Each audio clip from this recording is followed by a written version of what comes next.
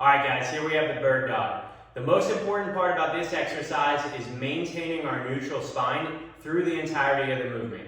Now, what I mean by that is that when you go to get into the position of the bird dog, we're going to get our hands and knees, and then you're going to want to keep your hand underneath your shoulder and your knees underneath your hips.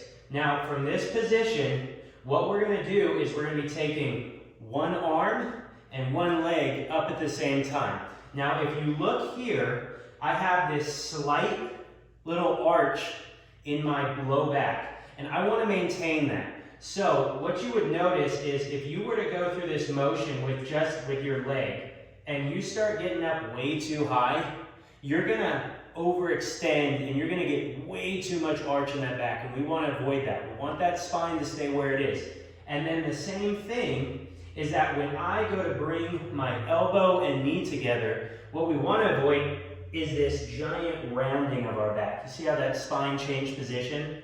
So what it's going to look like is from here, rather than going straight up with the arm, I want you to come up and point out, like you were pointing directly ahead.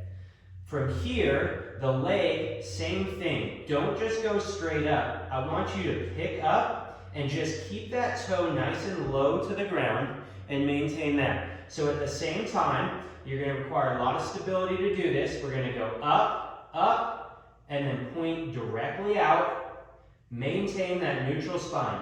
Now from here, we're going to bring our elbow and knee together. Now, if you find that you can't reach without over rounding, then just avoid it. That's something to work towards. So what I want you to do is when you come back, go as far as you can without that spine changing position, and then back out.